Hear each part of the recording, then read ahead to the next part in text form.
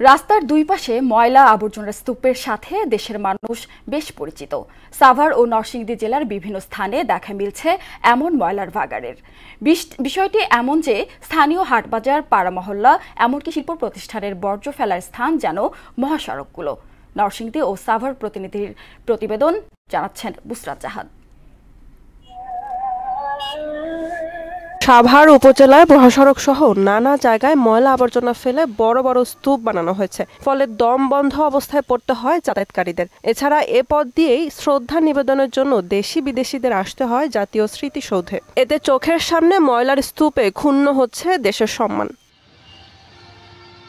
অভিযোগ জানানোর পরও কোনো সমাধান না হয় এলাকাবাসীর মনে সৃষ্টি হয়েছে চাপাক্ষোভ। কিন্তু পৌর আবর্জনা পরিষ্কারকারী বললেন ভিন্ন কথা।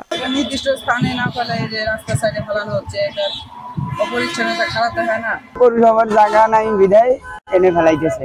রাস্তার পাশে ময়লা আবর্জনা ফেলার কারণে পরিবেশের ভীষণ ক্ষতি হচ্ছে বলে মনে করেন অনেকেই। পরিবেশের জন্য খুব ভয়ঙ্কর।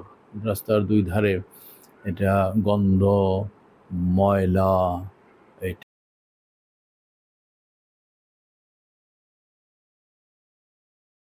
এটা রোগবালাই হয়। সুতরাং এটা নিয়ে আমরা বহুবার মানববন্ধন, বহু চিৎকার করেছি, এটা থাকা ঠিক না। এদিকে নরসিংদী শিবপুর উপজেলার ডিসি রোড ও বাস স্ট্যান্ড যেন এক ময়লার ভাগাড়। এতে পরিবেশ দূষণের পাশাপাশি স্বাস্থ্য ঝুঁকি বাড়ছে স্কুল কলেজের শিক্ষার্থী সহ স্থানীয় বাসিন্দাদের। এই অবস্থায় দ্রুত ময়লা আবর্জনা সরিয়ে এলাকায় স্বাভাবিক পরিবেশ ফিরে আনার দাবি জানিয়েছেন স্থানীয়রা। ময়লার দুর্গন্ধে আমরা এদিক দিয়ে যাইতেও পারি না, আবার আমরা অসুস্থ হইয়া যাই। দুর্গন্ধের কারণে আমরা ক্লাস করতে পারি না নিয়মিত, একটা অসহ্যকর একটা অবস্থার সৃষ্টি হয়, অনেকে অসুস্থ হয়ে পড়ে। এরকম একটা রাস্তার পাশে এরকম নোংরা থাকলে আসলে এটা পরিবেশের জন্য একটা বিশাল হুমকির কারণ বলে।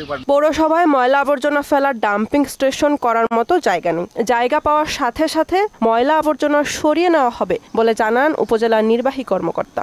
মাথা বাস স্ট্যান্ড, এখানে আমাদের দুইটা পয়েন্টে একটু অড লোকেশনে আমাদের ময়লা ফেলতে হচ্ছে। আমরা উপযুক্ত কোনো জায়গা এখন পর্যন্ত খুঁজে পাইনি, বা খুঁজে পাই তাহলে হয়তো আমরা এই জায়গাগুলো থেকে ময়লাগুলো আমরা সরিয়ে ফেলবো। বুসরাত জাহান, মোহনা সংবাদ।